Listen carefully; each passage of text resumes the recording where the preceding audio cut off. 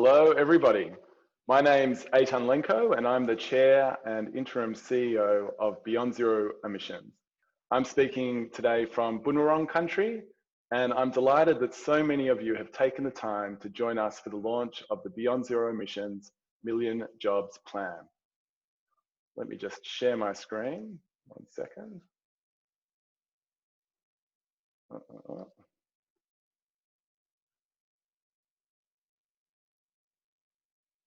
Okay. So we've got an action-packed agenda today. We're really packing it in for our 90 minutes. But I'd like to start by introducing Aunty Ruby Sims, who's a Mununjali and Wangerriburra elder, and she's going to take us through an acknowledgement of country.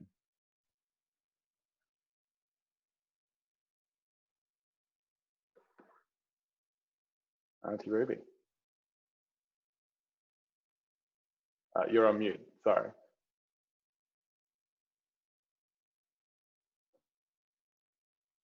Aunty Ruby, you're on mute. Now I'm here. Thank you. All good. Werika malol jabam nayu. Werika malol jabam nayu. Werika malol jabam nayu. I am welcoming you here into my beautiful hidden valley of the Gurulbang, anglicised to Coralban, in the scenic Rim country. And I'd like to acknowledge the owners from all the lands and all the countries around Australia, some 600 of them that we're connecting with.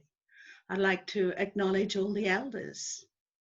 I'd like to acknowledge the Wurundjeri and Boonwurrung people of Melbourne as well, especially. And I just wanted to start today by asking you to think about whether you know Uncle Albert. Some of you will have heard of Uncle Albert. We call him Uncle Albert Einstein. Uncle Albert Einstein said, "We cannot resolve the problems of this society with the same consciousness with which they were created." So here I am, invited into the circle this morning. A different way of looking at the world. I think we all need to be together, supporting each other to understand how that integration can come about. Because there's no doubt we're different, you and I. We have different world views. You have stories about, some of you have stories about the Garden of Eden and the snake that came in and tempted Eve to bite the apple.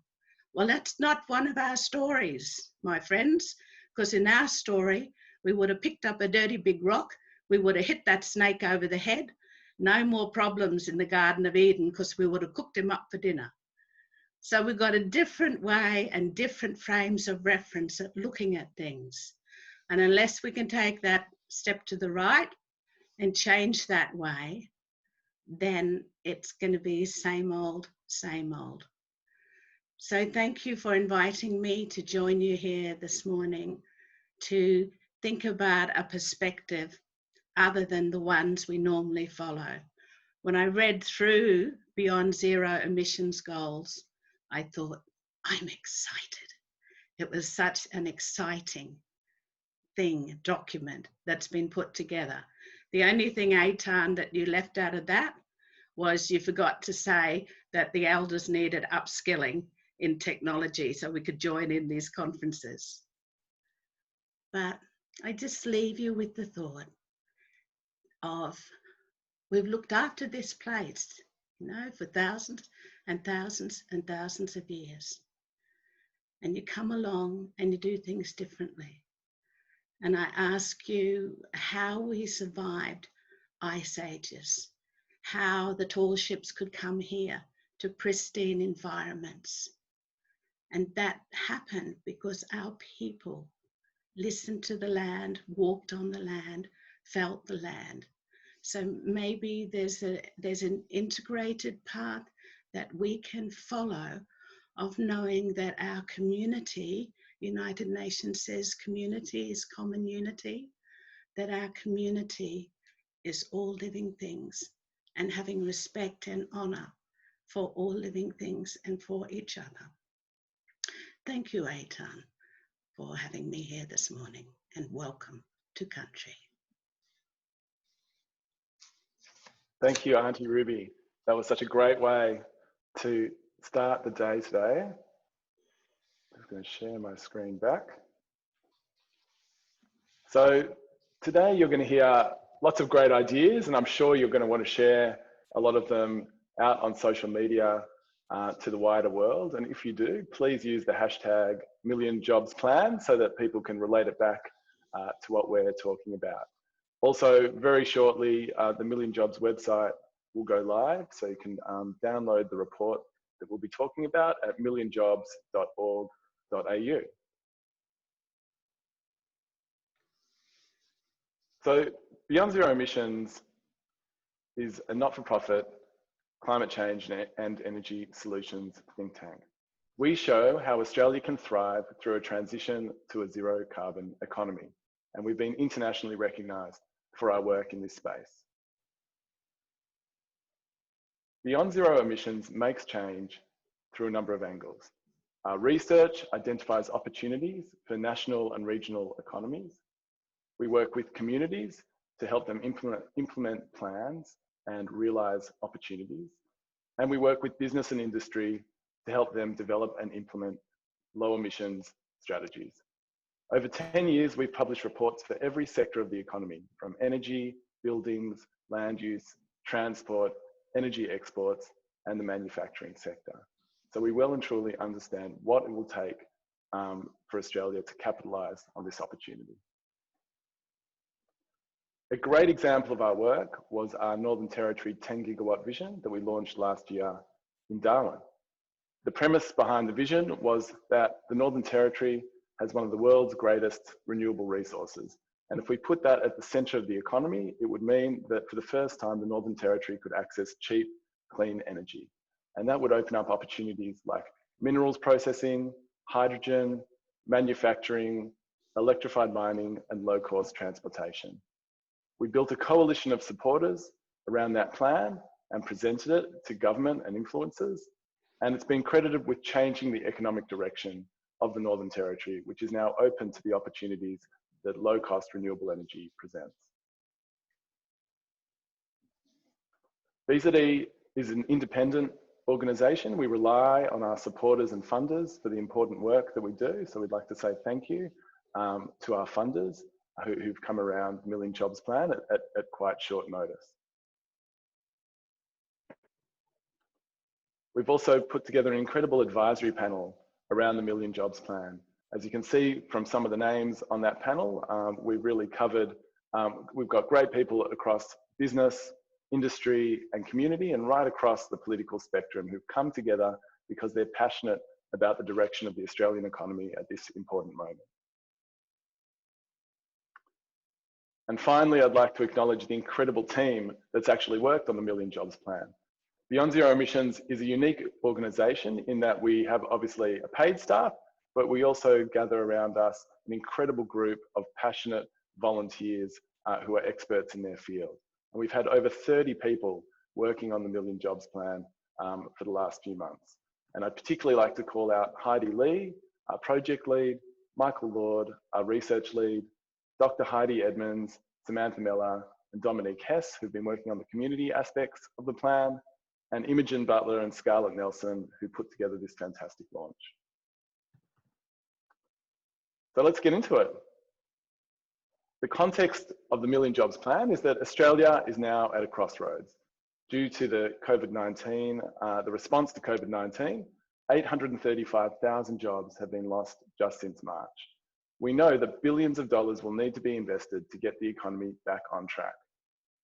The principle of effective stimulus is that it should create jobs, obviously, but that's best done by accelerating a trend so that we bring forward spending and jobs that would have happened in the future to now, which is when we need them.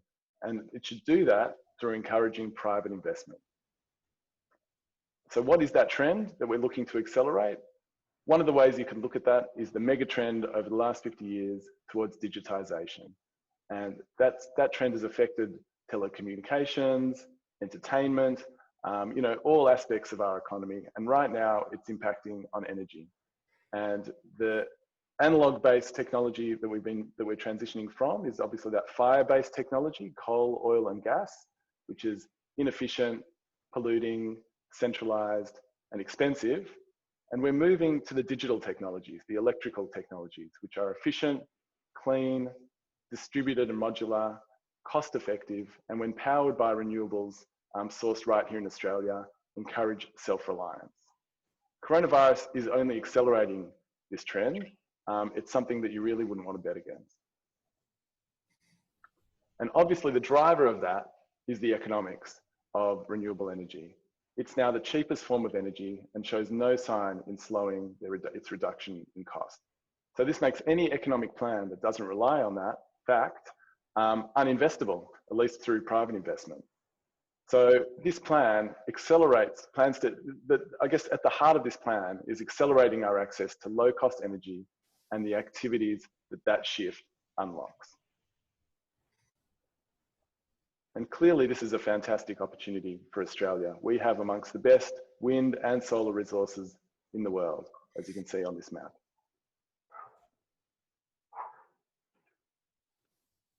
Australia's already moving. We've signed the Paris Climate Agreement. Every state and territory in Australia has signed up to a net zero emissions by 2050 or earlier target. And corporates and investors are already reducing their emissions in line with the Paris Climate Agreement. It seems like every day there's another announcement. This is the most signaled technological shift in world history.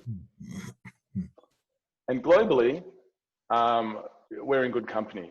The IEA says to put clean energy at the heart of stimulus plans. The International Monetary Fund also agrees. And we've had statements from the World Bank and national governments all around the world, including the UK and most of the countries in the EU and South Korea. And we're getting great examples here in Australia too. Just last week, the New South Wales government announced the results of its first renewable energy zone expression of interest. They asked for 3 gigawatts of projects and they received 27 gigawatts of interest, valued at $38 billion of private investment. So 3 gigawatts of those projects will be chosen, and that leaves another 24 gigawatts of projects looking for a home. So private investment clearly wants to invest in this direction. So the Million Jobs Plan is a framework to take all of that background information and to show where investments and jobs will be if we accelerate our access to low cost energy. We've identified the key sectors of our economy which will inevitably shift to a low carbon economy purely based on the economics. We want industry, communities and investors to work with us in this framework to create the best ideas for regional solutions. And we plan to bring Australia's best ideas to government, ready with key partners and private capital with plans to rebuild our economy. So to finish off, this is the prize. We've got a once in a generation opportunity to rebuild Australia's economy and set ourselves up for the next 50 years of growth. And if we do, we've got 1.8 million jobs that Beyond Zero Emissions has identified that could be created over the next 5 years. So that's across accelerating the rollout of renewable energy, retrofitting our buildings to make them more energy efficient, electrifying our transport and taking that opportunity to manufacture things like buses here in Australia, expanding our manufacturing and mining industries, getting on with land regeneration, particularly after the horrific bushfires we had earlier this year, and setting up a waste recycling industry in Australia. We'll go into more detail on these opportunities after the panel discussion. So with that overview, I'm very excited to introduce our panel. I mean, this is one of the best panels that I've ever seen, so I'm very excited to hear what they have to say. We have John Durie, the senior business columnist for The Australian, who'll be moderating the panel. And today we are very lucky to have Christiana Figueres, one of the architects of the Paris Climate Agreement, dialing in from Costa Rica. We have Deanne Stewart, the CEO of First State Super, one of Australia's largest superannuation funds. Kevin McCann AO, the former chair of Macquarie Group and Origin Energy, and Cannon Brookes, a renewable energy investor and the co-founder and co-CEO of Atlassian. John, please take it away. Hi, good morning, and thank you, Aitan. I think we might start with Christiana just to give an international framework to this. And so, Christiana, where do you see the most progress around the world?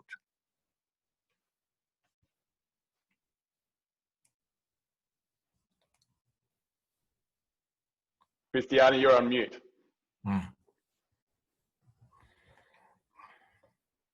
Is that better? That's great. Thank you. Thank you. Sorry about that.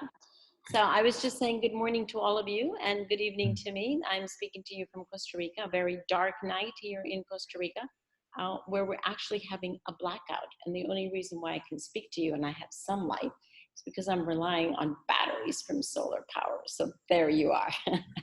How wonderful here. I must say, I am really excited about this plan. It just fits so beautifully into answering a question that I have had for years, which is, why is Australia not the leader of renewable energy and renewable powered industry in the world? There honestly is no answer to that, or at least no serious answer to that, because you are sitting on all the renewable energy sources that there are. You have such a capable labor force. You have the world's largest growing market right in front of you. It's just, honestly, it's very difficult from the outside to, yes, I know that there's politics involved. I'm not unaware. But even so, it's very difficult to understand that there is place for that political position when everything else from the real economy dictates otherwise. And just for you all to know that you are not the only ones. There are country after country that is truly understanding that, especially now, coming out of the health crisis and moving into the economic crisis, how to get out of this economic crisis, it is being increasingly understood that precisely now, when there's a breakdown of the old economy, that is when space is made for the new economy. Yes, we are in the worst crisis that we've had since the Second World War. Precisely because of that, there is space. Think of it of when a very large tree falls down in the forest. What happens then is that it makes an incredible amount of space. It brings in so much more light that wasn't there before for new growth. That is what is happening right now. Yes, we're still in the pain of the tree that is falling, but as it falls, it makes space and brings in light for so much new growth. We cannot afford to build back. I continue to hear the build back message. Even if it's followed with better, we can't afford to build back. We have to build forward. That is the only way that we're actually going to get ourselves out of the mess that we're in. Now, the EU has actually very well understood this, and I'm going to talk about the EU, let alone what Germany is doing separately, what Spain is doing separately, what the Northern European countries are doing separately. But just to give you a flavor, the European Union is looking at a recovery package that is going to put in $90 billion into home efficiencies, 25 billion euros into renewable energy, 20 billion into clean transportation of vehicles, 60 billion into clean trains, and they're going to be creating and producing 1 million tons of clean hydrogen.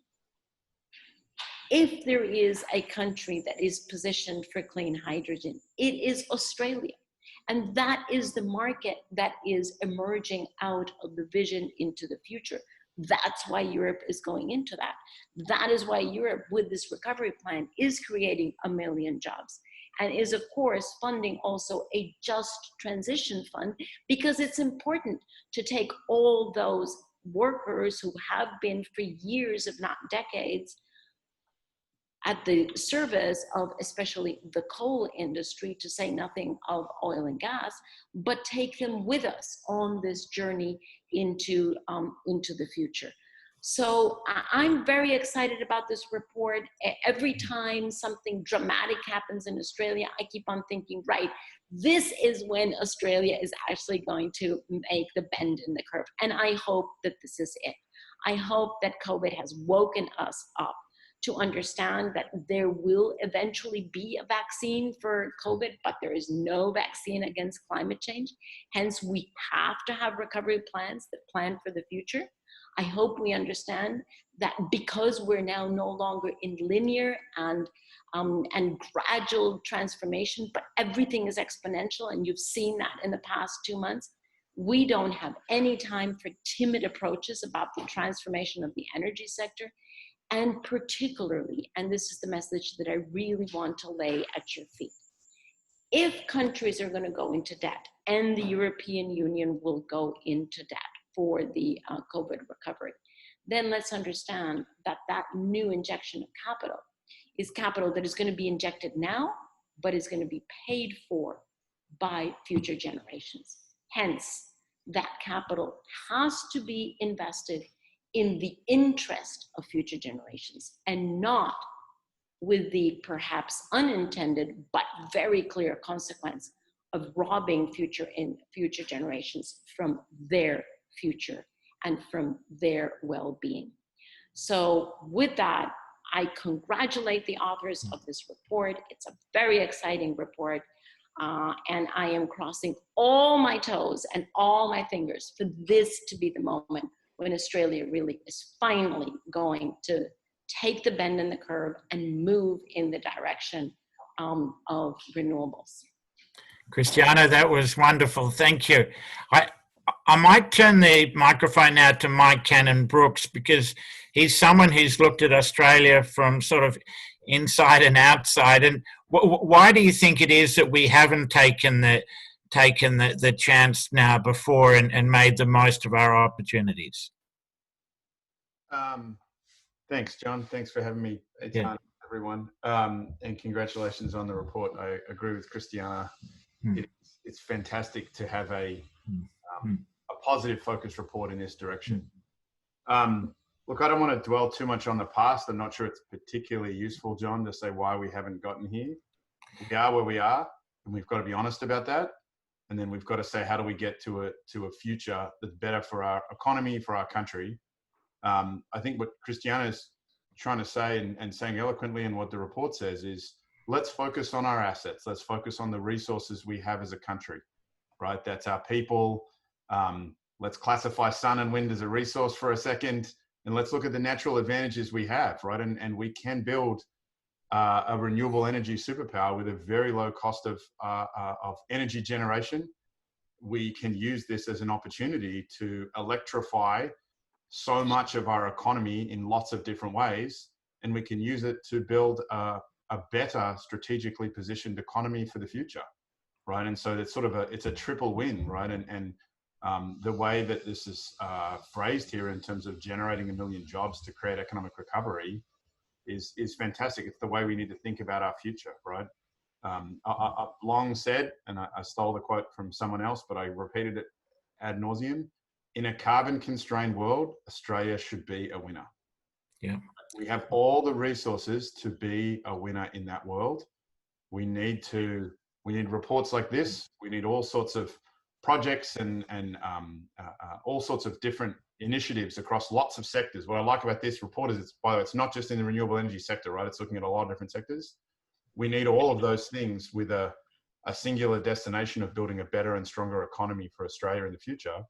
And this is a great logical path to get there, utilizing our resources that we have, as much our talents and our people as it is about our position in the world next to a couple of billion of the consumers and our resources that we have that are natural. So it's exactly the sort of report we need at this exact time. Yeah, Mike, just a quick follow on. From your perspective, you get a lot of ideas across your desk. What makes you, or could you tell us what, in your mind, like why you choose, say, Sun Cable over a competing project or another project? Just what are the things in your mind that make one project going to be workable and another maybe not? Oh, look, there's lots and lots of great projects out there. Sun Cable, you know, for those who don't know, is we call it a lighthouse project, and we tend to back lighthouse projects. We're obviously slightly more risky capital, so we can take bets, and we're more scientifically driven. A lot of these projects, there's a huge momentum towards, if it hasn't been done before, I'm not convinced it can be done. So we look for projects that we can show people, like the Hornsdale Power Reserve and like Sun Cable, that it is possible to do, right? We can connect Australia to ship electrons, quote unquote, to Asia. And if Sun Cable works, there'll be 20, 30, 40 cables connecting the north of Australia to Asia in lots of different ways. It's entirely using, you know, today's technology. We're not inventing anything. We don't have any R&D in terms of the hard physical assets. We're going to string them together in very clever ways, but it's a very logical project. We're connecting one of the most irradiated places on Earth to millions and millions of consumers who don't have access to that, using, you know, it happens to be the world's biggest solar farm. It'll be the world's biggest battery by a factor of 100 or something. And the longest undersea, you know, high voltage DC cable. So that scares a lot of people, but we can build each of those things individually. These are modular technology assets. Building another kilometer of cable or an extra 2 panels on the end of the, you know, they're all logical, but we need to prove in Australia that we can export energy. We've exported energy for a long time, just in the wrong forms. And now we know they're the wrong forms. We didn't know that 30, 40, 50 years ago. We now know those are the wrong forms to export energy. They happen to be non-economic forms to export energy too. They're not the cheapest way to generate it. So we're just trying to show that we can do those things, right? And the projects we do in waste management, in you know, in soil carbon, we've had a whole series of announcements just this week. They're all logical things, right? Some of the more at the science end of R&D, some are just putting technologies together. One of the things I really like about the Million Jobs Plan is it's not about inventing new technologies. It's about deploying the technologies we already have today at scale to generate jobs and economic prosperity for Australia. And that's exactly the direction we need to be thinking. Yeah, fabulous. Thanks, Mark. Deanne, we might switch the mic to you. As I think you're about to be head of the second biggest super fund in the country, what's your investment thesis on carbon innovation and where we should be heading? Well, thanks, John, and morning to everyone. And I do want to echo with the rest of the panelists. I really applaud Beyond Zero Emissions for this report. It's bold, but it's really plausible. And so as it relates to sort of big super funds, we see a really crucial role that we can play in this recovery, but with that dual goal of decarbonising. And the investment thesis is really simple. If you look out over the next decade and you look at the forces at work, climate change and our need to address that is probably the most dominant force. And in an investment portfolio sense, it's one of the greatest risks and opportunities. So from an investment perspective, we actually see it crucial to be considering, and we'd much prefer to be leading bravely on this matter than being a laggard. Certainly, as we looked at it back in 2015, we created a climate change adaptation plan for our members that really did look to engage with particularly the large emitters in terms of what's their plan to transition. And we also looked at huge investments in things like renewables, like wind farms or battery storage at a commercial level. But just at the beginning of this year, we've actually upgraded that adaptation plan to the next level, because I agree with what Christina said. Bold action is needed, and there are significant opportunities out there, but significant risks. So our new plan that we've just created in February this year is looking to take it one step forward. So what are the areas we want to divest from? How do we transition the portfolio to low carbon economy? So to give you an example, in Australia, there are 6 companies in the ASX 200 that create more than 50% of the emissions, more than 50%. So how do you actually transition the portfolio and protect the portfolio? And then thirdly, what are the significant opportunities? So areas like major scale renewables, some of the emerging technologies, whether it be batteries, whether it be hydrogen, provide significant opportunities. So that's essentially our investment thesis, and we think that that's the right thing to do for the long-term future of our members. Yeah, thank you, Deanne. What's the role of a super fund, do you think, in this process? Like, where do you see it placed? And if I could just add a little rider in, during COVID, the government's added a new role to super funds in that you're sort of a bank for people who are short of money. How does that make your life more difficult, if it does? Look, certainly, I think what you're referring to there is that Australians were able to have early access to their super, 10,000 between now and literally tomorrow, and then another 10,000 in the following couple of months. That has certainly made the challenge more difficult. But certainly, large super funds like First State Super have significant capital to deploy in areas like this. And we think we have a crucial role to play right alongside businesses and government.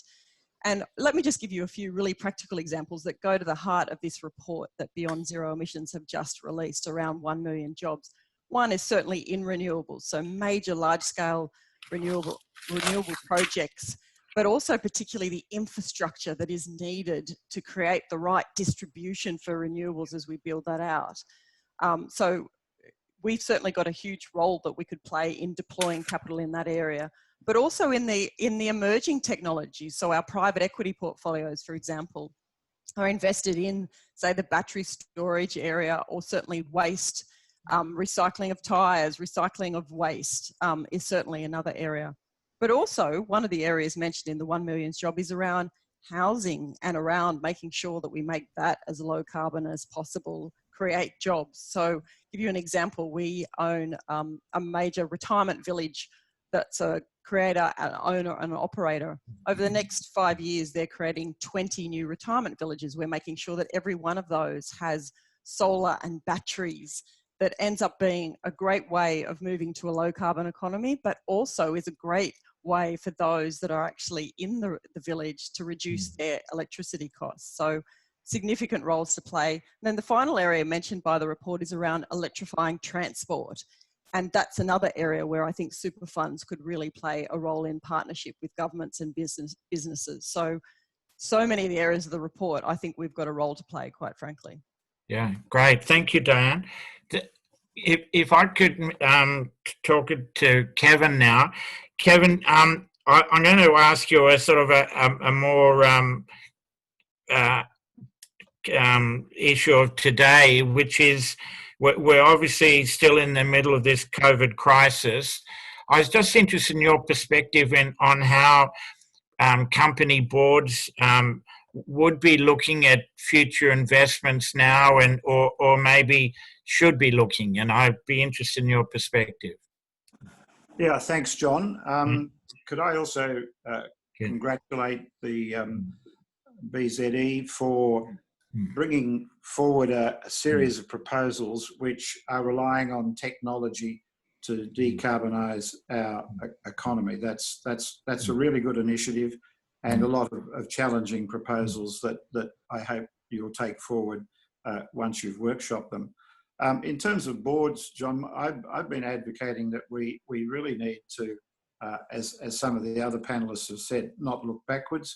We've got to be looking at the new technologies which are going to set us up for the 21st century. So in areas like life science, in areas like energy, I think the boards are getting the fact that you can't go back to the past in order to build a sound economy. This country really has done very well with commodities, and we've done very well with fossil fuels. And there's a recognition that as we decarbonise our economy over time, we're going to have to move to new areas. And we've done really well in technology, and we've really done well in life sciences.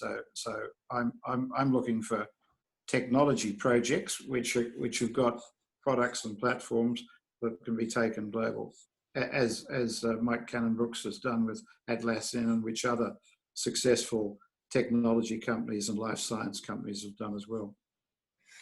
Kevin, is there anything you think that the government could do to help this process? Yeah, look, I'd really like Nev Powell's group to give attention to what BZE has come out with today. We probably haven't had as much focus on technology as we could. Life sciences has been very well treated in terms of taxation. I think technology has not had as generous a treatment, and I think that's something that should be addressed.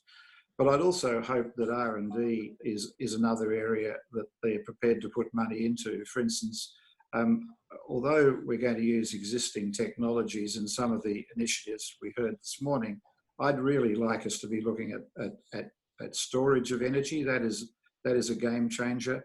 Important for storage of solar. It's important for transport in those areas. I thought the initiatives we're seeing in building extremely interesting. The use of wooden buildings, the retrofitting of buildings, and again, that's going to need R&D, John, in order to be successful. Yeah, thank you.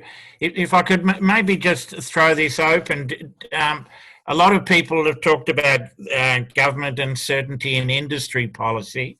Do you think we're at that point now in Australia?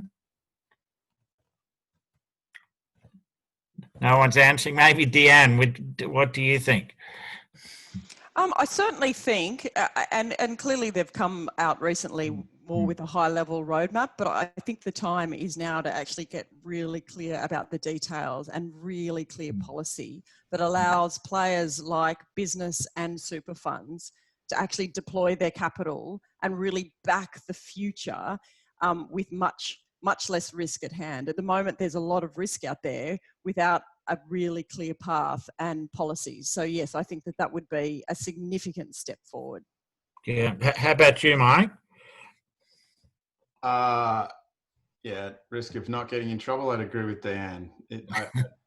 I think there's a lot of risk and uncertainty out there in long-term policy that could be removed.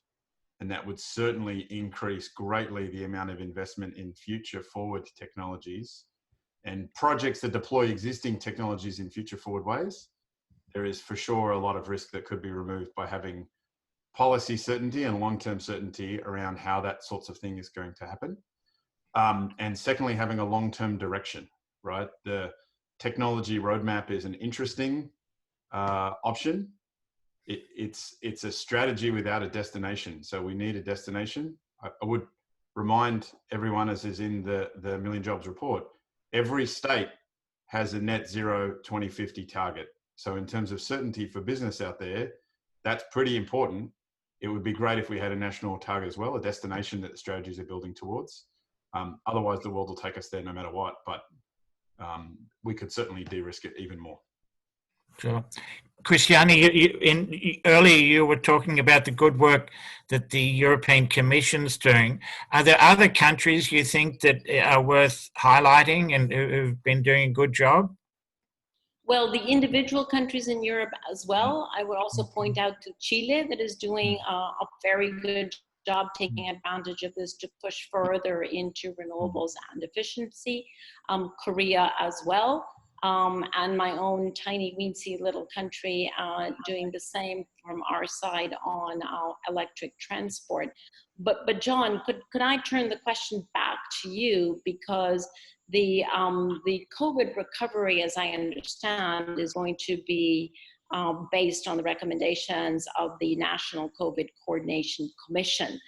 And I would love to hear from others on this panel their sense as to how much awareness there is among those commission members, how much awareness there is of the critical nature of the characteristics of the COVID recovery, of the injection of capital. Is this something that those commission members truly understand?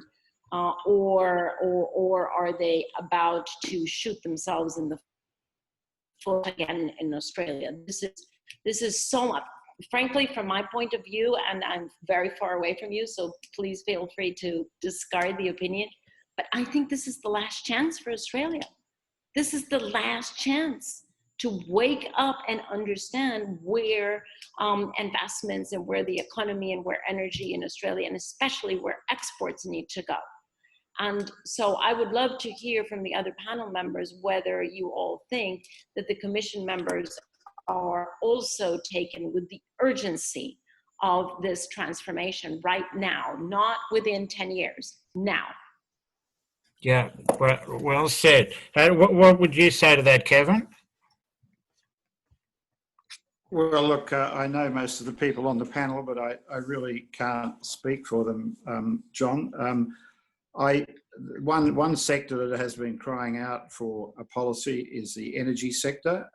If you look at recent speeches by Frank Calabria from Origin, he has said that the industry has agreed on the, as Cannon Brookes pointed out, the 2050 target. And the fact is that we still have 50 to 60% of our electricity coming from coal. The transition to renewables is a huge project, and a roadmap there would be a really good start. Now the miners are getting it. The miners are getting out of diesel. They're using renewable energy for their projects, and they're seeking to electrify their mines and operations.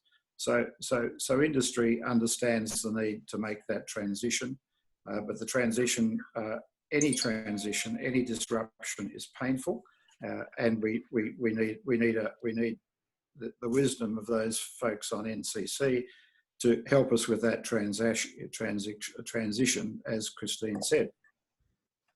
Great, thank you, Kevin. What are your thoughts, Deanne?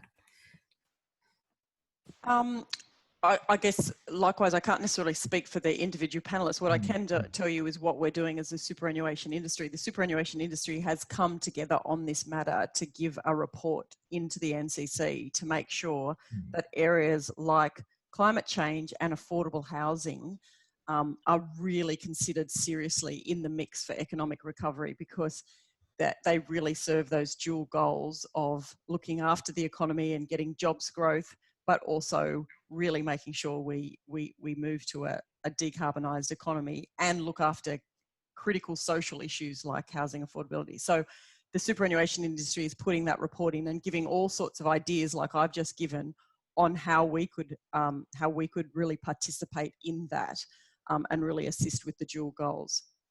Great, thank you, Deanne. It's the time's moving away from me, but so if there are any other comments that any of the panel members would like to make, here's your chance. Otherwise, I'll hand the floor to Aidan. Could I just say quickly, Sure. John, don't forget the state governments. You can actually get some really good initiatives there. So if we're looking at electrification of transport, I think you would have an ear in Victoria and New South Wales to do that. So I would urge the BZE team to think of targeted approaches, the affordable housing, the retrofit of housing. I think that is something the states could be engaged in. Yeah, thank you, Kevin. Thank you. Great. Anyone else?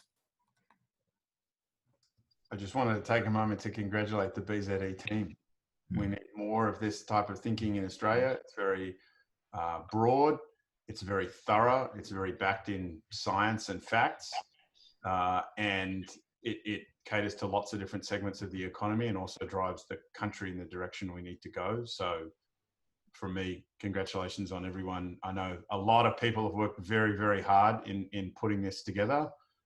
It's a very balanced and very thoroughly researched report, and it's exactly the sort of thinking we need more of, and it's where Australians do best, is when we put our minds and our natural talents and resources and think, how can we take our large capital base, our natural resources and all the talent we have between our two ears towards moving the country in a better direction. It made me very hopeful to read it compared to some of the other things that have come out. So congratulations and thanks to everyone who's worked hard on it.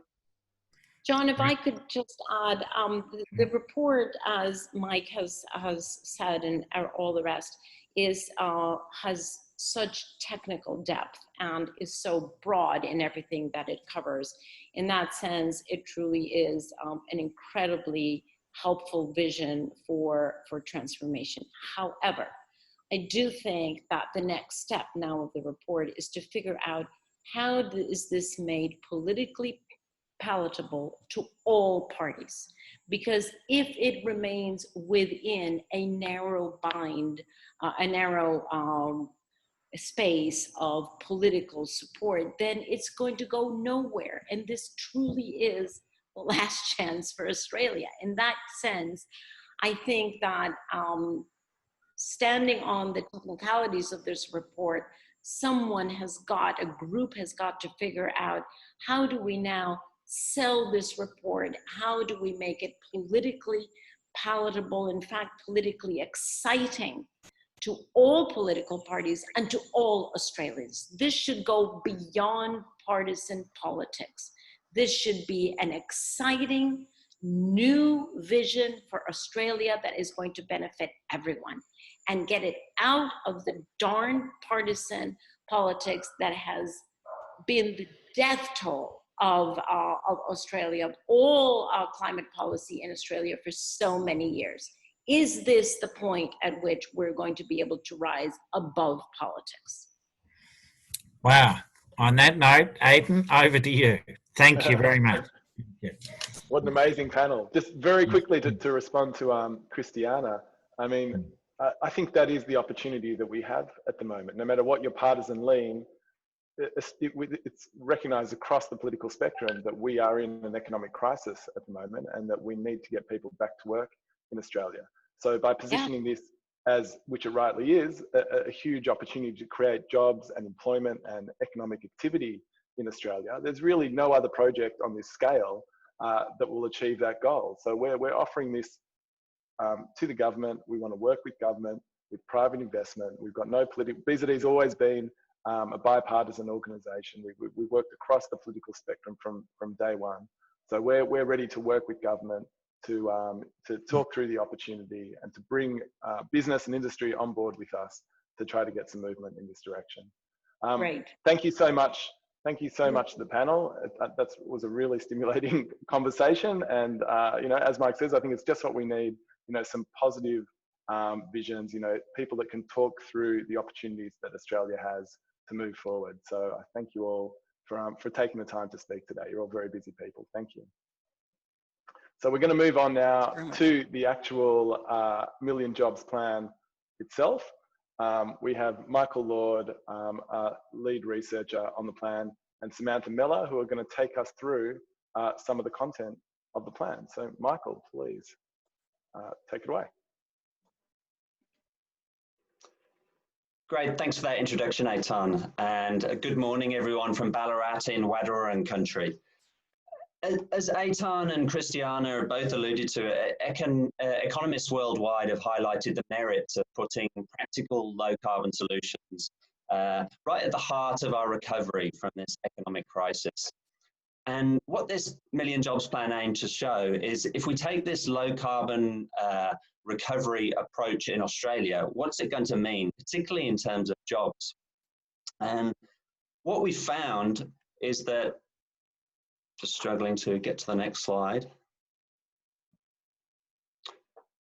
Yeah, what we found is that over a 5-year period, we could create well over 1 million jobs.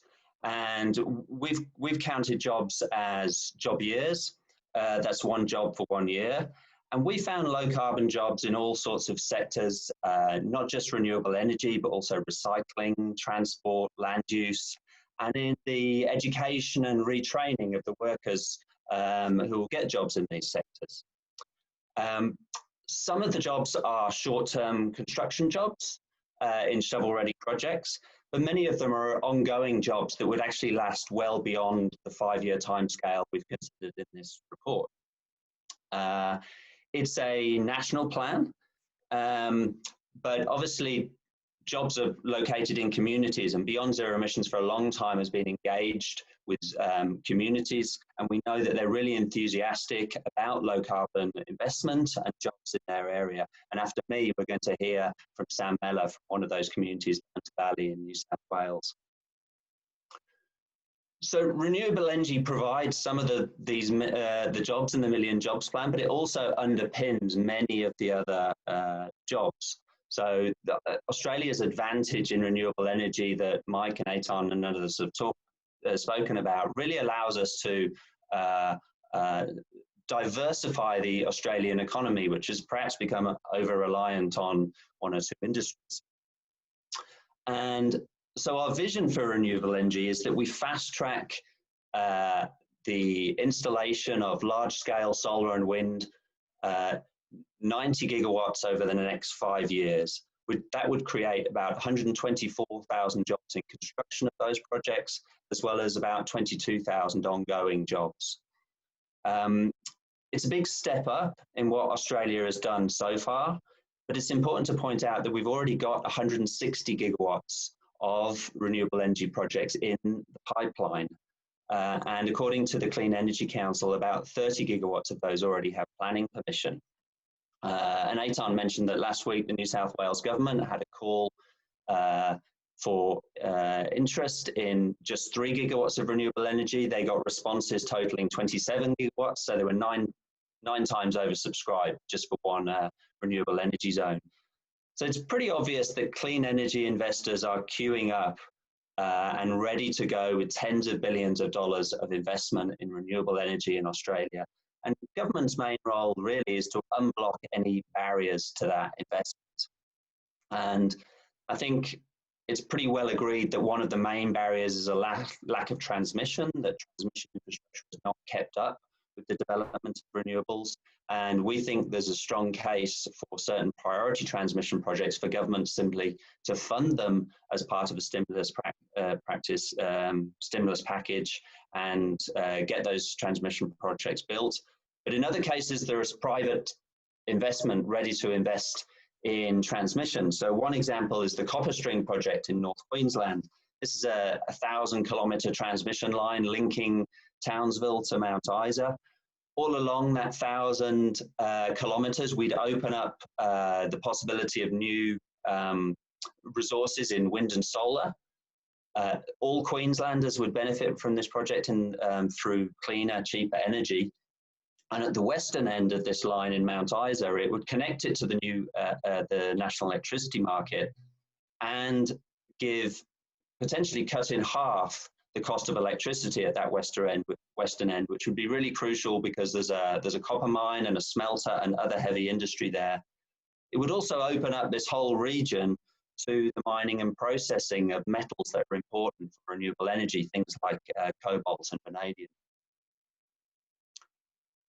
So as we step up our installation of renewable energy, we need to ensure that a lot of the equipment is built in Australia. We don't have to build up all of it here, and some of it, perhaps solar panels, Australia has missed the boat. There are huge opportunities in, for example, wind and battery manufacturing. There's a great story about an old Ford factory in Geelong, which is now reopened to make components for wind turbines. Vestas has employed and reskilled 20 workers there. But that's just really the tip of the iceberg. We've calculated there could be an Australian wind industry of 9,000 employees. In normal times, the construction industry is one of Australia's biggest employers, well over 1 million people working construction, but there are well-founded fears that because of the crisis, there could be up to 500,000 job losses in construction. And so our ideas for buildings would go a long way to reversing some of these job losses. One of the ideas is to build energy efficient social houses. So Australia's got a shortfall of well over 400,000 social houses, and that's contributing to a homelessness rate of over 100,000 people. We could build 30,000 energy efficient social houses a year for the next 5 years, and we could give the occupants of those places not just somewhere to live, but comfortable, healthy homes with low electricity bills. We also need to tackle the existing inefficient housing stock in Australia. So we're proposing 500,000 energy retrofits a year with simple measures like installing insulation and solar panels, which would allow millions of Australians to have lower energy bills simply through greater efficiency. In fact, we could go better than lower energy bills. There are business models that might allow no energy bills at all. So this is one such business model which is getting going in Europe. It's a Dutch company, Energiesprong. They carry out whole house retrofits on houses in less than a week. After that week, they guarantee the occupants a energy performance for 30 years. So things like the internal temperature. The best thing about this is that it involves no upfront cost to the householder. So the way it's paid for is that after the retrofit, your energy bill switches to a monthly energy service fee, which is a flat fee lower than the previous energy bill. There have been thousands of these Energiesprong retrofits in Europe. The company's now stepping up to the tens of thousands level, at which point they believe they can become self-financing.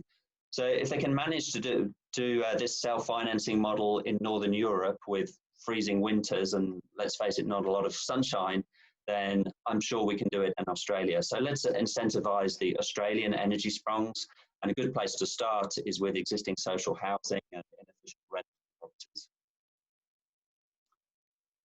One of the really exciting things about the Million Jobs Plan, we think, is that it would help to lead to resurgence in Australian manufacturing.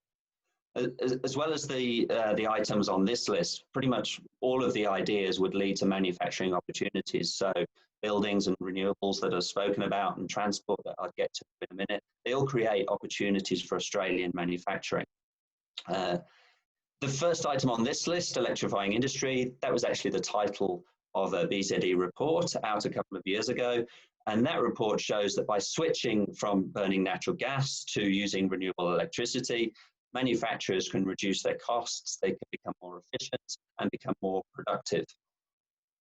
So to do this with existing manufacturers would employ huge numbers of engineers and technicians. We're also in favour of renewable hydrogen.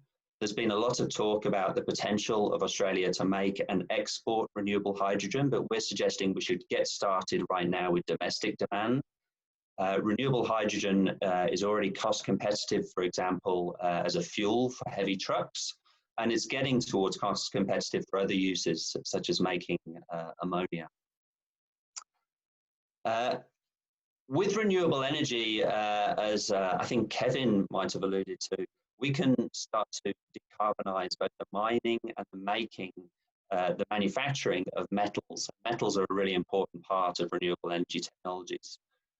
Australia is already a top producer and exporter of many metals, but by and large, we export these as ores, or basically we're exporting rocks. We'd get a lot more revenue from those metals if we process them here using renewable energy.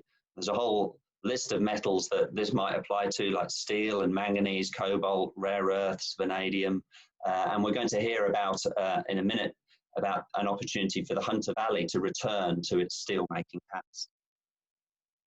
I'm going to talk about aluminium because we already have 4 aluminium smelters in Australia, but their current owners, Alcoa and Rio Tinto, have hinted strongly that they may be selling up in the next few years. Certainly the smelters look like they're on borrowed time. And part of the problem they're facing is that aluminium is extremely energy intensive to make, electricity intensive, and electricity just isn't quite cheap enough in Australia anymore. The other part of the problem is the carbon intensity of Australia's electricity. So big customers of aluminium, companies like BMW, Apple and Tetra Pak, have made clear that they want low emissions aluminium. And the producers like Alcoa and Rio Tinto are responding. Alcoa wants 85% of its electricity to come from renewables in the next few years. So we think there's a bright future for aluminium production in Australia, but that future has to be based on low-cost renewable energy. And if we do that, we get an added bonus, or we could get an added bonus with aluminium smelters, is in that they could support a grid that relies largely on solar and wind. The way they do this, normally aluminium smelters operate very inflexibly, pretty much the same electricity use all year round. But there's new technology that allows them to work flexibly, in which case they would become like giant grid batteries, like the big battery, Tesla big battery in South Australia, but a fraction of the cost of those big batteries. In fact, there's already a smelter in Germany that operates this way, and they say they make more money now from operating the energy markets than they do from selling aluminium. One company that I'd like to highlight, because it shares our vision of domestic processing of metals with renewable energy, is Element 25. They plan to mine manganese ore in Western Australia and make high purity manganese, which one of the uses of that is in lithium-ion batteries. They need electricity to do this, and they could use gas-fired electricity because they've got access to a local gas pipeline. But they've worked out that it would actually be cheaper for them to go pretty much close to 100% renewable, and that would reduce their cost of production, allow them to compete with China, and also keep their future customers pretty happy with a lower emissions product. In transport, we believe that most land transport in the near future will be electric. Electric vehicles, certainly electric buses and trains, are cleaner and quieter, faster. They've got lower running costs. They're certainly less polluting than diesel and petrol equivalents. With buses, we're seeing cities worldwide switch to electric buses quite rapidly, places like London and Paris and Mexico City. There's a city in China, Shenzhen, that not long ago had 16,000 diesel buses, and in 3 short years, they switched to 16,000 electric buses. So we're saying that here in Australia, we should replace our older, dirtier diesel buses with electric. This would boost the bus building industry we already have, and the extensive manufacturing supply chain in the bus sector. And there's an opportunity here in the Hunter that we'll hear about. The same with railways. We think we should replace the existing diesel rail. BZE's long been a big proponent of high-speed rail, but to get jobs quickly in this 5-year period, we're contenting ourselves with faster rail, not high speed. And that would involve the electrification of thousands of kilometres of existing rail line. And one of the benefits of this would be we could halve the time of journeys from our capital cities to many regional towns. And the federal government's actually already backing some of these routes, like Sydney to Newcastle and Melbourne to Geelong. Infrastructure Australia recently added to its priority list the Sydney to Canberra route. Not many people catch this train from Sydney to Canberra, apparently. If you did, you'd have plenty of time to admire the New South Wales scenery, because it takes 4.5 hours, unbelievably. But with a fast electric train, we could reduce that journey to a couple of hours and allow it to compete with both car and air travel. We could employ a lot of people regenerating land in Australia. We're proposing the revegetation of 27 million hectares of degraded agricultural land. This would help us regenerate Australia's unique ecosystems and make them more resilient to bushfire and climate change. We'd also reduce national emissions by up to 5% every year following this plan. And a great land use initiative, which we think could be expanded, is Indigenous fire management, which is already going on across Northern Australia. Indigenous groups are using traditional burning practices to reduce fire risk and greenhouse gas emissions. It also allows them to connect with country and earn income from carbon credits. So Beyond Zero Emissions, as I mentioned earlier, works with local communities, 65 communities actually across Australia and every state and territory, So we know that the kind of measures we're talking about are really popular locally if they're done right and communities are consulted and involved. So now I'm going to hand over to Samantha Mellor to talk about one of those communities, the Hunter Valley in New South Wales, which has a proud industrial heritage and hopefully a really exciting zero carbon future. So over to you, Sam. Thank you very much, Michael, and good morning, everyone. I'm Samantha Mellor, and I'm the engagement lead for Beyond Zero Emissions here in the Hunter Valley, and I'm coming to you today from Wangerriburra country, not that far from the Hunter River. So what does the 1 million jobs plan mean for the Hunter? It means over 5 years, 50,000 jobs, and 115,000 jobs over 10 years, with 24,000 of those jobs ongoing. And that's a big deal. We did 5 case studies here in the Hunter based on the 90 gigawatt renewable energy rollout. And Beyond Zero Emissions staff and volunteers spent hundreds and hundreds of hours talking to locals on the ground. We've talked to workers, we've talked to communities, we've talked to industry, we've talked to companies that want to set up in the Hunter, and we've talked to people who live and work on the land. So what we found out is housing retrofits. Michael's already talked a little bit about this, but for the Hunter Valley, that would mean 10,000 jobs a year over 5 years to bring the entire Hunter housing stock up to a 6-star energy rating. And this will bring so many lasting benefits. It reduces everyone's energy bills and improves quality of life. So we spoke to people who live on the land, and there's been major changes to the landscape in the Hunter Valley. And so there's a huge opportunity for jobs in restoring and repairing the landscape. We can actually change the local climate. We can deal with a lot of problems like feral animals, droughts, fires, weeds with the way we use the land. We can employ almost 1,900 people a year for 5 years to rehabilitate mine sites. And there's another 360 jobs a year in reforesting other areas, 200 jobs a year in supporting local farmers to adapt their farms to create extra income. And thank you, Aunty Ruby. Yeah, we have deep knowledge in managing the Australian landscape here, and we'd love to see 200 Indigenous rangers in the Hunter, helping us manage the land and our waterways. Now, fly ash. We've got a big contamination problem in the Hunter, and that's the ash that's left over from coal-fired power stations. We spoke to a manufacturer called Vercor Australia Proprietary Limited, and they take the fly ash that's not suitable for concrete and process it in a way that locks up the heavy metals and contaminants. And then they produce products like tiles, coarse aggregates, and engineered sands. And a factory here in the Hunter that would be all electric could employ 400 people, and it can be done on a timeline and in a location that aligns with the closure of a Raring power station. So Michael talked a lot about metals, and one really well understood opportunity in the Hunter is green steel. This will build on the 90 gigawatt rollout that Michael talked about and become a new way to export energy out of the port of Newcastle.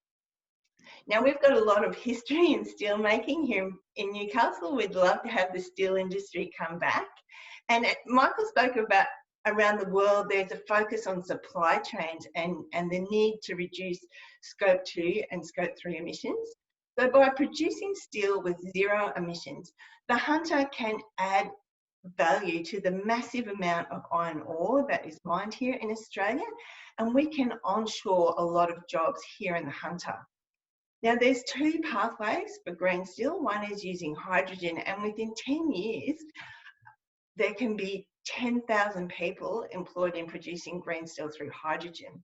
Now, we've talked to a company called Boston Metal, who is commercialising a new technology called molten oxide electrolysis, and it puts the iron ore in a chemical solution and passes electric current through that solution and produces high-grade crude steel. And if you're using 100% renewable energy, the only gas that's released from this process is oxygen. So this can revolutionise the whole steelmaking industry. And we've talked to Boston Metal about setting up a pilot project here in the Hunter. And within 5 years, we can employ 100 people and be producing 100,000 tonnes of crude steel a year. And 1,000 people can be employed within 10 years. So we can bring back steel to the Hunter, and we can future-proof the Hunter green steel industry by using both hydrogen and electrolysis. So finally, there's an excellent opportunity with zero emission buses. Now, Transport New South Wales, the New South Wales State Government needs 8,000 zero emission buses for their net zero emissions plan, and the Hunter is the best place in New South Wales for these buses to be built. We spoke to 7 capable businesses across the Hunter, and we know we have the skills and the workforce here in the Hunter to pivot to zero emissions production. So AMP Control is a fantastic example of how versatile Hunter Valley business can be. This local company engineers electronics such as underground substations for the mines, yet at the drop of the hat, they were able to engineer and produce ventilators to support New South Wales hospitals during COVID-19. So the Hunter businesses we spoke to are really versatile, and they can produce the smart electronics, the components and the charging stations to assemble zero emissions buses right here. So their expertise from producing net zero emissions heavy vehicles with net zero emission metals can really set up the Hunter for the future and make us a zero emissions export hub. And these case studies are only the beginning. Beyond Zero has the diversification project in the Hunter, and that's a 2-year project. And the work you're seeing here is the output of the first 3 months of the project. We are talking to stakeholders across community, business, industry and workers, and what we're finding here in the Hunter is everyone is pulling in the same direction. There is this really powerful sense of self-determination and momentum towards diversification here in the Hunter.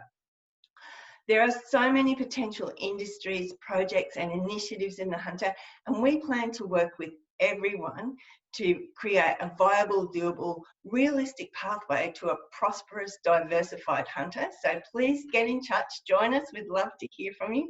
There's a lot going on in the Hunter at the moment. It's a very exciting place to be. And thank you, that's all from me. So I'll hand over to Aitan. Thanks, Sam and Michael. That was a fantastic presentation. Michael, oh, done it. I was going to ask you to stop sharing the screen. We're going to get into questions and discussion, but a lot of the questions are on the theme of what's the next steps and what's BZE going to do now. So maybe I'll answer that first because that'll shortcut a lot of the questions. So basically, this plan is a framework. We've shown where investments and jobs could lie if we decide to take this path forward for the Australian economy. And really, we're looking to bring industry and government and the community on board with us. We've already done a lot of consultation with community, as Sam pointed out with that great example of the Hunter Valley. And we've spoken to lots of companies and businesses as well to submit their projects. And really where we think the rubber hits the road is that this is a plan that shows this is a fantastic opportunity for Australia. We plan to gather that list of projects that are, I hate to say it, but shovel ready and investable by private investment, and take that to government with the proponents for the project, with the community that supports those projects, and say, here it is, here's the opportunity. All you need to do is perhaps unlock a bit of infrastructure, change a policy, do something, and this is, and we are here with the proponents who are ready to invest to create this thing for Australia. So that's at a very high level future plan, and obviously there's lots of people on this call. So anybody that is willing to get involved in that in terms of bringing their organisation on board, submitting projects, helping us out with getting communities on board, please get in touch, because BZE is a small organisation, and the only way we've ever been able to create change is by building a coalition of support around our plans. Okay, so now for some more specific questions that we've been getting. We got a question around what kinds of things do we need green hydrogen for? Isn't solar cheaper? Michael, would you like to have a go at that? Yeah, so Beyond Zero Emissions agrees with some of the touted uses of green hydrogen and not others. So, for example, one place where we don't think green hydrogen is particularly useful is mixing it with gas, just residential gas networks, because it just makes much more efficient and a much quicker route to zero emissions to electrify things like space heating and water. But there are other areas where hydrogen could be extremely useful. So making steel, for example, without fossil fuels. The only commercialized project, Sam spoke about Boston Metals, which is exciting research, but the only commercialized way of making steel without fossil fuels is with green hydrogen. One of the other places hydrogen is not going to go away is in ammonia. So you have to have hydrogen to make ammonia, which is an important basis for fertilizers. At the moment, virtually all of that hydrogen worldwide is extracted from fossil fuels, but we could make it using renewable energy. So there are a couple of really good uses for hydrogen. Thanks, Michael. We have a very important question.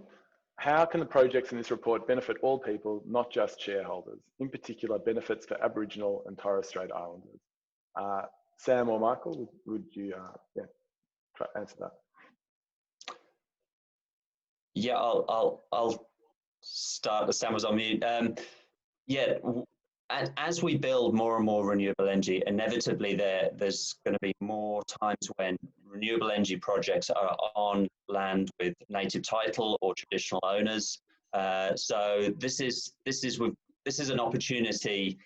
You know, we've got to face it. It's also a risk as well. That projects like this haven't been done well in the past. So we have to make sure that it's an opportunity and that traditional owners are able to benefit from and engage with these projects and participate in the businesses. And the same goes not just for renewable energy projects, but all the projects we're talking about. And I think I mentioned in my presentation, there's also some specific ideas in our report to do with land use. Sam, would you like to add to that?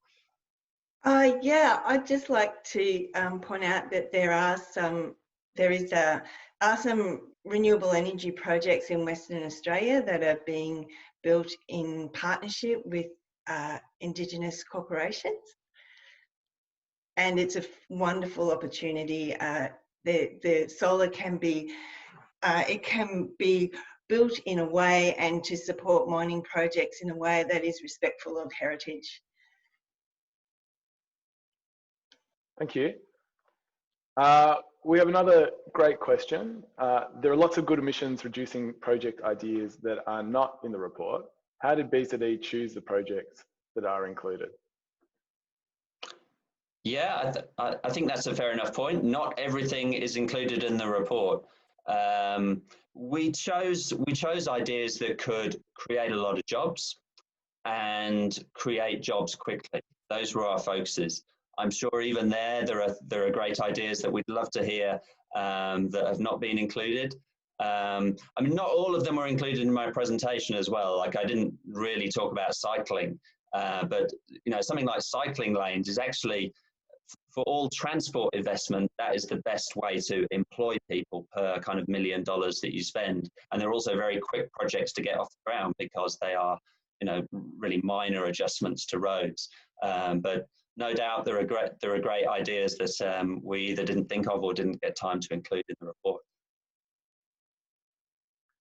Thank you.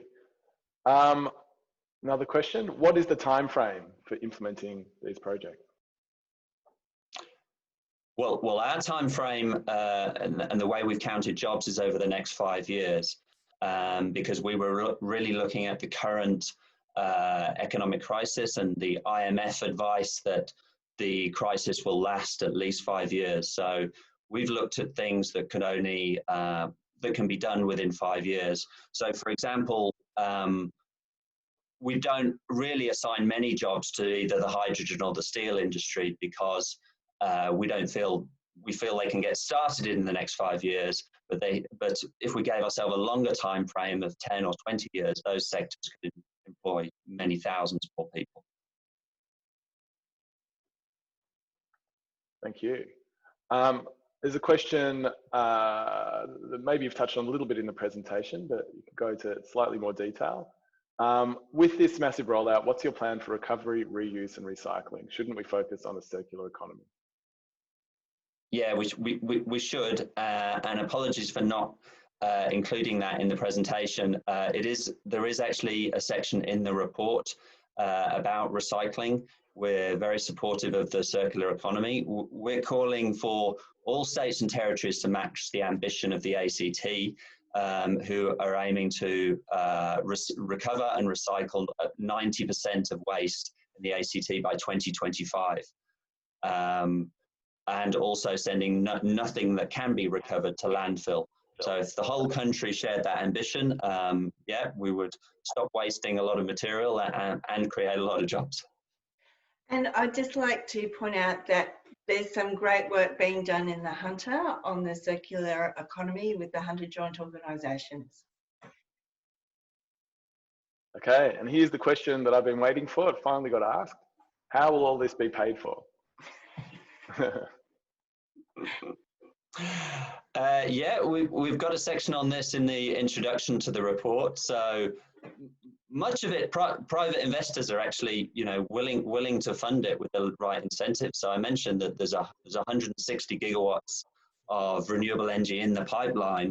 So there's private investment lined up for much of that, which would, well over 100 billion. I also spoke about the copper string transmission line, which is going to be built with private investment. So it's really about unlocking the barriers to that private investment, creating the incentives. So if we incentivized charging infrastructure and the rollout of electric buses, bus manufacturers could get on board. They could create new business models, such as leasing buses to bus authorities rather than selling them. And then there's a few places where we're saying we need just government investment. And we know we're going to need more economic stimulus from government in any case. So one of the best ways to spend that is on low carbon recovery. And examples of that are, well, for example, social housing. That's going to require some, probably majority public spending, but the benefits from it are enormous, not least in tackling our appalling level of homelessness. Thanks, Michael. And I think Cannon Brookes made a good point on that as well, in that private investment needs policy certainty to be able to be unlocked. So, that's an easy thing that the government could do as well to ensure that private investment piles in. All right, we've got time for one last question, and it is a great question. Another question that we've been asked quite a lot. How will we make sure that we're creating good jobs, long-term, well-paid, secure jobs in regional areas? Yeah, I'm sure Sam would like to add to this for the Hunter. Many of the jobs would naturally be regional jobs. So manufacturing jobs are not sort of urban jobs. They're either suburban or regional jobs. And we can, as we build, say, a wind industry, the governments can have some control over where those jobs flow to, and the same for buses and trains. In terms of good quality jobs, many of them are ongoing jobs in manufacturing. Manufacturing jobs are actually good quality jobs. They pay more than the average job. They have better terms and conditions. But where the government is stimulating these sectors or making local content requirements, they should also be putting in requirements about the quality of these jobs, and that they're not casualised workforce, they're permanent positions, etc. And just from a Hunter Valley perspective, I think we need to be focused on future-focused jobs. We need to future-proof the Hunter, and green steel, green aluminium, addressing the supply chains is really hooking us into where the global economy is going. And we'll still be an energy centre, an energy port. We're just going to do it differently and move with the times. Okay, well, thank you, Sam and Michael. That was a fantastic presentation. And Michael, especially, thank you for leading the research into the Million Jobs Plan. You should be able to download it from our website today. It's 120 pages, and it makes a very satisfying thunk when you drop it onto a desk. So clearly there's been a lot of hard work being put into it. So, you know, hats off to you, Michael, for leading the research effort. Thanks, it's been a team effort. So I'm going to share my screen for one last time. Sorry. Here we go. Hold on. I think I'd be good at, here we go. Okay, so just to wrap up, I talked about the next steps that BZE plan to make in terms of gathering support around this plan and presenting it to government. We plan on running a few more events along that journey. We'll be running a manufacturing and mining industry briefing in a few weeks' time, and an investment roundtable where we're looking to bring together people from private investment world and community and government. And then we will ultimately head up to Canberra, probably sometime in August, to do a round of meetings with politicians and ministers, and hopefully bring together proponents of these investments with us and make it clear that this is a highly desirable destination for Australia's economy. And, you know, I think if we look at the jobs figures, you know, it's clear that something is going to have to be done to get people back to work in Australia. And as I've said, this is one of the only visions that is big enough and large enough to be at the scale that we're going to need. So please consider joining with us. Obviously, BZE is a heavily dependent on volunteers. If you have expertise in this space, get in touch and we will get you involved. If you have case studies or projects that you would like to submit for us to include in that batch of projects that we take up to Canberra, please get in touch. Obviously, share this with your network. You've all got incredible networks. Share this report around, make sure people have heard of it. We'll be doing a media and advertising campaign around it, but there's nothing better than getting a personal recommendation from a friend. And if you'd like to be a spokesperson for your community, for your particular project, get in touch as well. So thank you very much. Thanks for taking time out of your day to spend time with us. I hope that you found this interesting. I certainly have really enjoyed it. It's been amazing to be part of the team that's put this plan together, and just seeing the incredible support that's out there for in the wider community and the business community for a vision like this. I think Australia, as Christiana said, this is our moment for Australia. So let's not miss this opportunity. And Beyond Zero Emissions is certainly doing everything we can to make sure that we don't. So you can go to our website, millionjobs.org.au or bze.org.au to download the report. It should be up, if not now, in the next hour or so. And please, if you think our work is valuable and you've enjoyed this presentation, consider making a donation to BZE. Still got a few days left before the end of the financial year. bze.org.au/donate, and you can do it from there. So thank you very much. Thank you to the panelists. Thank you to everyone, to everyone that's spoken, and thank you to Aunty Ruby Sims for that fantastic acknowledgement to country. And thanks to all of you for being part of this journey. Thank you.